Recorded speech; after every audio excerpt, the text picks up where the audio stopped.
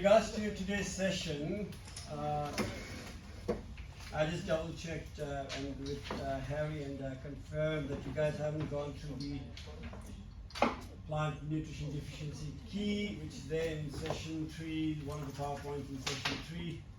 Very last PowerPoint is plant nutrition deficiency keys. Also has a slide that tells you which are the mobile and the immobile nutrients. Obviously, that's one of the first steps in identifying deficiency symptoms in your plants. We go through that, and that will certainly help with you with your practical assessment, which involves identifying a plant, looking at the plant and identifying the symptoms of deficiency or toxicity in that particular plant, and then towards the end addressing it by fixing the deficiency symptom. That's one part, and then after you will go out there. If you've not already identified a plant, we'll look at some of the plants in the nursery or the shade house where you've got some really old potted plant, and you'll see a few deficiency symptoms there, and then we'll use the key to help us or do a session in identifying the deficiency symptoms. I believe you guys have already done or had a look at the fertilizers in terms of both the simple or the simple and the complex fertilizers that we have got here, and also the trace elements here, which is the part 2 of your practical assessment. So once you've identified your plants, then you go ahead with deciding which, based on the deficiency symptom or the toxicity symptoms, you go ahead with amending it, and therefore it might involve identifying a particular fertilizer, working out the application dose, and then further making the application to address or solve the problem. So, to go into the nutrient deficiency key. Now, first thing, when you want to identify a deficiency symptom in a plant, is knowing what are the mobile and the immobile nutrients. So 2 pages each.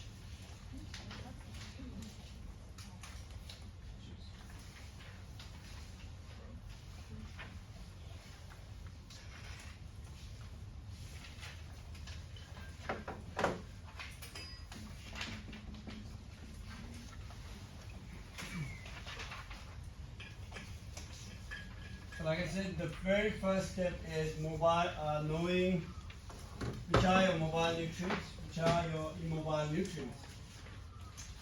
And obviously the way they express the symptoms in the plant itself will vary on how mobile they are. We've got a list of mobile nutrients and a list of immobile nutrients. And all your, as you can see, your macronutrients, your N, P, and your K, nitrogen, phosphorus, and potassium, belong to the mobile nutrient group. So therefore you see the symptoms being expressed in your, where do you see the symptoms of your major or your mobile nutrients? In your older growth or leaves. They would travel through the plant to the other extremities. Yes, exactly. So the plant will obviously send it to where it's required. So your mobile nutrients, especially the ones that are required in larger quantities, so your NPK being the major nutrients, are supplied in large quantity because the plant needs them in larger volumes. And if the nutrients were not immobile, the plant wouldn't generally suffer as long as it's available within the soil. However, sometimes nutrients can be immobile. So if it's immobile, even in the soil, they can be mobile. Within the plant tissues, these are immobile nutrients. So once taken up into the tissues, you have your mainly your micronutrients, which are immobile. So you'll start seeing the symptoms in the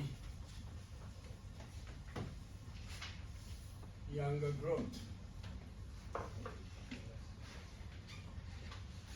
And then there is the process of seeing the symptoms of yellowing or aging or senescence, which is a natural sort of process. And of course, that's also related to the same, the intelligence of the plant not sending nutrients to the older growth, and therefore they're decaying or dying, especially with your, I think it's more obvious with your indoor plants, where you have your lower or older leaves going yellow and brown, just because it's aging and it's trying to produce newer growth.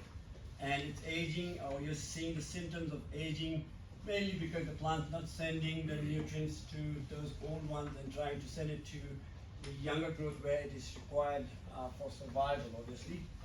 So those are your mobile nutrients: chloride, magnesium, molybdenum, nitrogen, phosphorus, and your potassium. And your immobile nutrients: your boron, calcium, copper, iron, manganese, nickel, and zinc. And you have your sulfur, which can be in between. So it can act both as mobile and immobile. So in other words, mobile to a limited extent.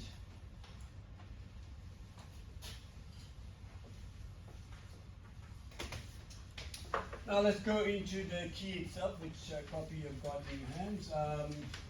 When you're identifying plant nutrient deficiencies, like I said, when you see a deficiency symptom, sometimes deficiency symptoms can be mistaken for diseases as well. Because if you look from a distance, obviously they appear like, some of the deficiency symptoms will appear like fungal, mainly fungal diseases. But just by observing where it is happening will give you an indication or tell you whether it could be a deficiency, which generally in your plant pest disease and disorder, you would have learned about it as a disorder, or a disorder caused by, or a disease, sometimes also referred as disease caused by abiotic conditions, which can be a nutrient deficiency. So just by knowing where it is happening, oldest leaves, so or older leaves. The two terms that you might have to be familiar in terms of describing plant nutrient deficiencies are necrosis and chlorosis. Very often used. Necrosis, let me go with chlorosis first. Chlorosis is general loss of greenness, and therefore it will appear as yellowish or pale in color, which we call as chlorosis. Then you have necrosis, which generally is more browning or burnt-like effect, which can be mistaken for diseases. Now, for somebody who doesn't know plant nutrition, might say my plant's diseased, or the disease would include a biological agent or organism which causes the symptom of necrosis. Generally, fungus, they cause necrotic sort of symptoms in plants. So anyways, you got chlorosis and necrosis happening. If you got chlorosis and necrosis happening in your older leaves, then you can make a conclusion going further using the key. So if you got on the older leaves necrotic symptoms, which is browning, initially starting with yellowing, leading to browning leaves, then you can sort of conclude it might be potassium. On the other hand, if it's just general yellowing, not going really brownish, just yellowing of leaves overall on the older parts of the plant, then you can sort of conclude, have a closer look to see what sort of how the symptom of chlorosis is being expressed. So then you've got interveinal chlorosis or uniform. Now, what is interveinal chlorosis?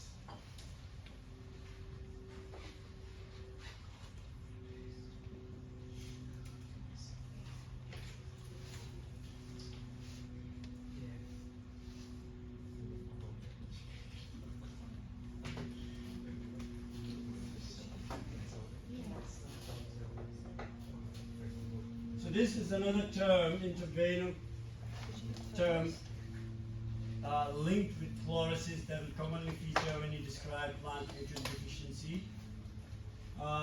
interveinal, meaning the veins will still remain green because that's getting the nutrients first. And then it's not able to send it out to the rest of the leaf tissues. And therefore, your leaf overall will look yellow. So if you have a closer observation, then the veins will appear green, still green. And that's interveinal fluorosis. So you can conclude that it is magnesium. If the fluorosis is uniformly spread, then you can you basically have a closer look to observe. Now this, as you can see, it has to be at a certain stage or season, flowering, for example, or leaf abscission. Abscission meaning, again, it starts with browning and then generally dropping of the leaves and flower happening. If it's happening unusually deep green foliage and fewer longer roots, then you can make a conclusion that is phosphorus. So nitrogen leading to early flowering and abscission of leaves, and phosphorus causing unusually deep green foliage and fewer long roots. That's how you come to the conclusion that it might be phosphorus. Then you have the symptoms on the whole or the mid-plants. There are two ways to look at it. Again, chlorotic leaf margins, and then rapidly starts with necrotic symptoms, which is a lack of a micronutrient, molybdenum. Then uniform fluorosis and faded flowers. So like I said, if it's uniform fluorosis and faded flowers, it's sulfur. And sulfur can be both mobile and immobile as well. Now, as I said earlier, these symptoms, you cannot generally conclude some of the symptoms. You cannot just conclude by one visit to a plant, because it could be happening expressed at different stages of a plant's life. And generally, it's obviously if it's in your garden, you're observing throughout a growing season, so you can make a better conclusion. If it's at a site where you're visiting once, it'd be hard to conclude, for some of the nutrients, hard to conclude by just one observation to say that this particular nutrient is lacking. And therefore, your plant tissue testing and your soil testing gives you a better conclusion. Younger leaves. So most of your micronutrients, which generally is expressed in the deficiencies expressed in the youngest leaves. Let's start with zinc and copper. So the youngest and mature leaves are affected by leaf curling and necrosis. Again, leaf curls can be caused by so many factors. It can be a nutrient deficiency, or it can be, what else causes leaf curling? Leaf Minor, peach leaf curl. leaf curl, which is caused by a fungus. Yeah. So it can be a disease which can curl the leaves. It can be a pest or an insect pest which can curl the leaves, or it can be a deficiency symptom which can lead to curling of leaves. Now obviously aphids or insects, even scales sometimes, in large populations, because it's sucking the sap out of the plant, the leaf can appear curled. Then you can have diseases causing typical leaf curling symptoms as well. However, if you don't see the disease-causing pathogen, the presence of that under a microscope obviously, and also certain symptoms, necrotic symptoms on the leaves, or you don't see an insect pest upon closer observation, if you don't see the symptoms of those, then obviously to come to the conclusion that it could be a micronutrient deficiency. And then if it could be a micronutrient deficiency, then you go further obviously. Smaller leaves and shorter internodes. What's an internode? Space between two nodes. Yep, so the distance or the gap or the spacing between the two nodes. it gets shortened, and obviously that is one of the symptoms or appearances. This also sort of requires an understanding of the general growth habit of a plant. So if you've got a particular plant that you've been observing, you know the general, or you understand what the general internode length would be on that particular plant. If leaves are smaller than normal, if the internodes are shortened, then obviously it's indicating that zinc might be the one that's causing that particular symptom. Then you have flowers, symptoms on your flowers, smaller and lighter flowers. Copper could be the nutrient that's missing. Younger leaves, distorted and necrotic.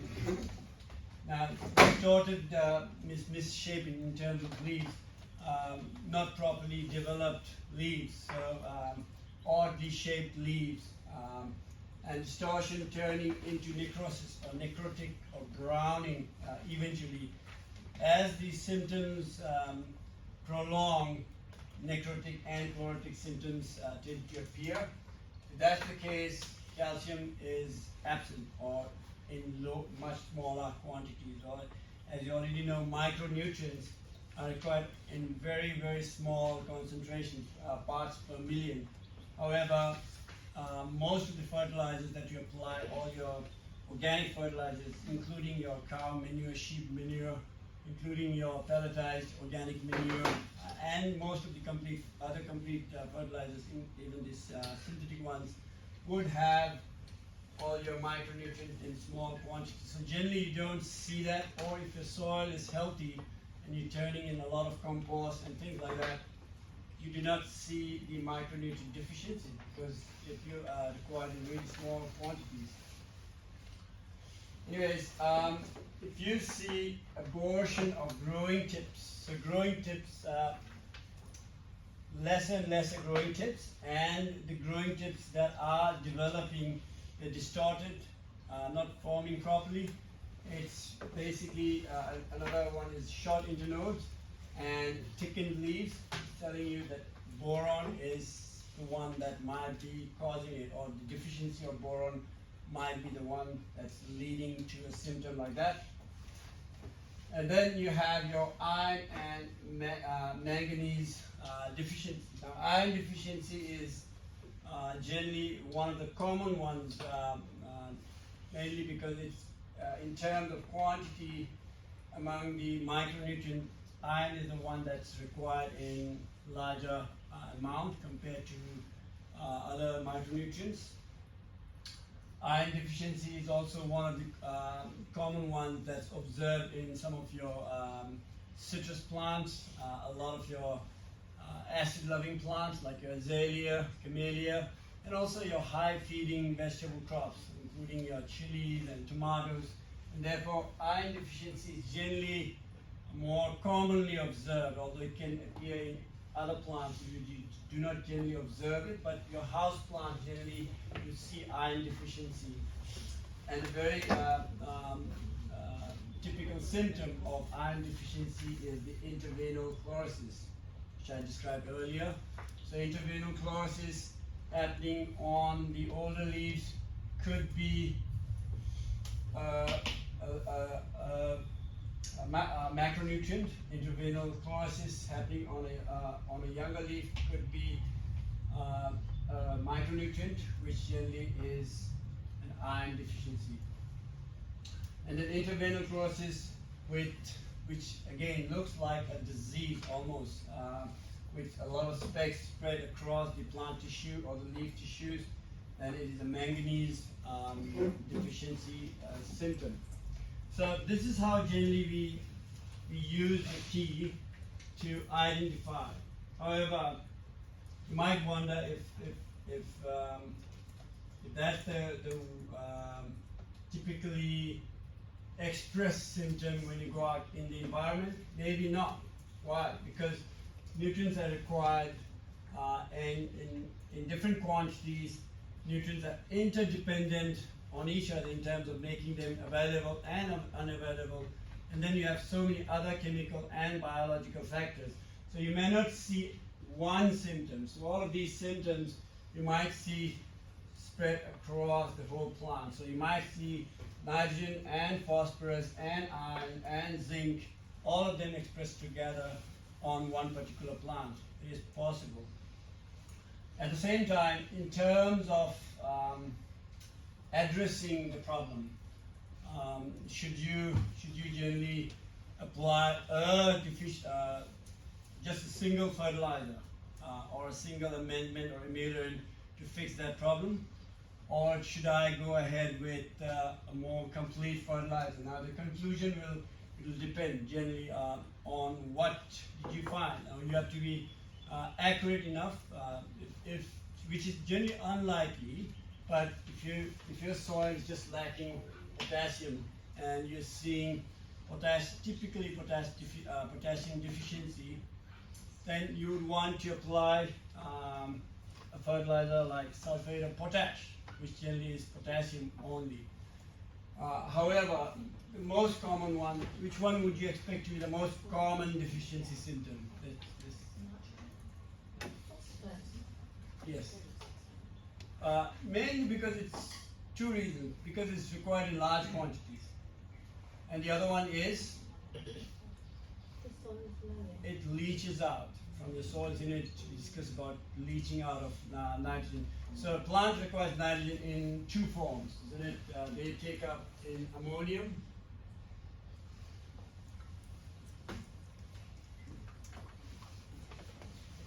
and nitrate.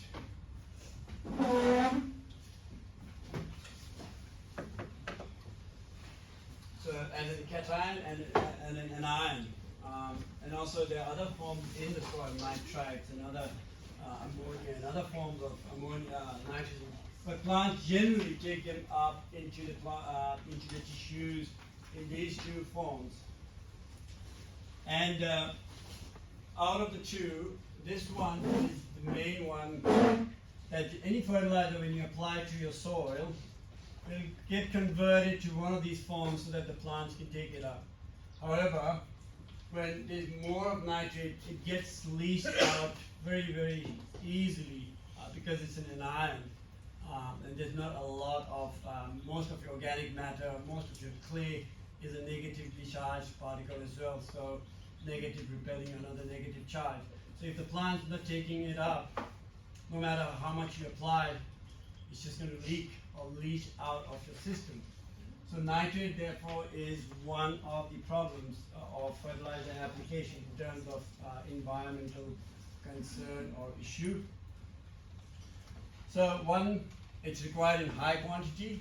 Two, if the plant's not able to take it up during that season or growth period, it just leaches out. So therefore, you see the deficiency symptom of nitrogen as the most common one in your plant, in your lawn, or most plants would express nitrogen deficiency. However, it's not uncommon to see other deficiency symptoms as well in plants.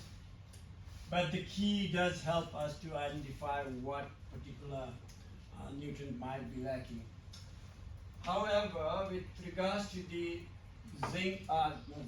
micronutrient elements like a zinc, copper, calcium, boron, iron, manganese, and a few other micronutrients which are taken up by the plant, but some of the other ones which are not included here, for example, silicon, selenium, cobalt, these are taken up by the plants and not necessarily required for the completion of a life cycle.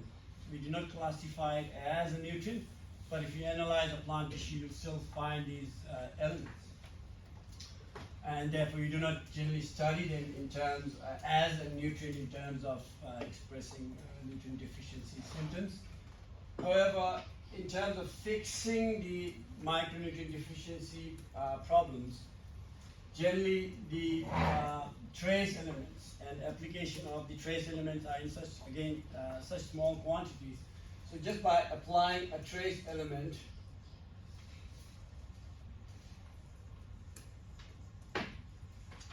The micronutrient or trace element is the same thing. Most of the products that you find in garden centers or Bunnings, you would find it as a trace element package, which would include all of these and also maybe a few other additional micronutrients. Now, if you add that, obviously you'll fix all your problems. And because you're applying it in a small quantity, generally, as long as you're following the right application rate, generally you'll not see toxicity issues with regards to micronutrient application. However, you can buy copper symptoms, if you see copper, deficiency of copper symptoms, or deficiency of iron. You can buy iron for iron, you can buy iron sulfate or iron chelates. For copper, you can buy copper sulfate, things like that. You can buy individual, for boron, you can buy individual trace elements as required. However, as I was saying, it's probably cheaper and easier to apply a trace element package.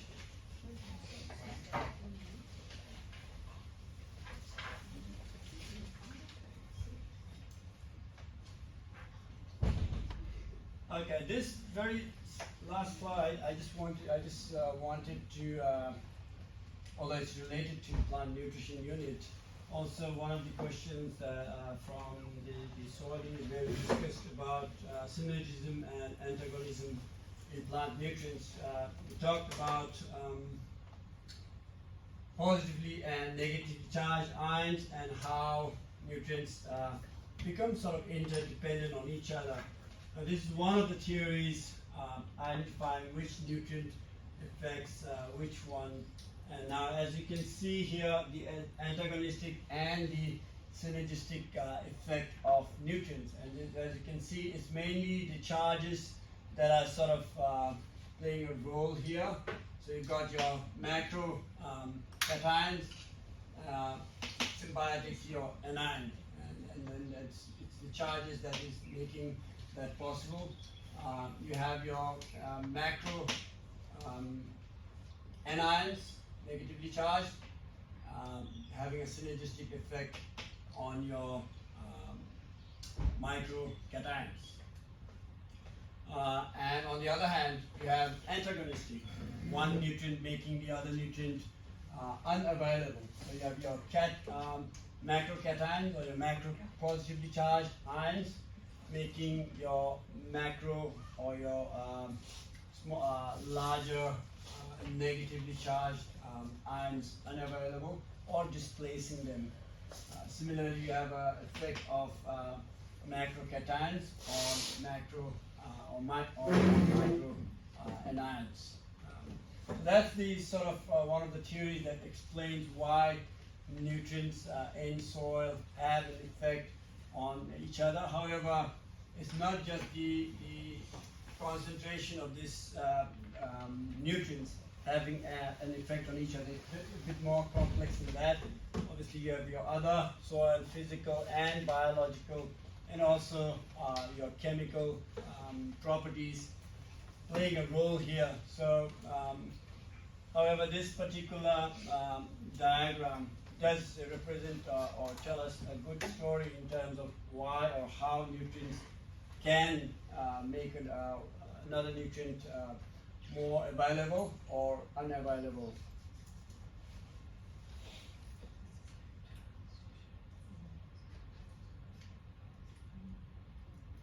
Okay, so that actually, those are the three slides that I wanted to show before we head out and start looking at some plants in the greenhouse, where we have got some old and some new plants. So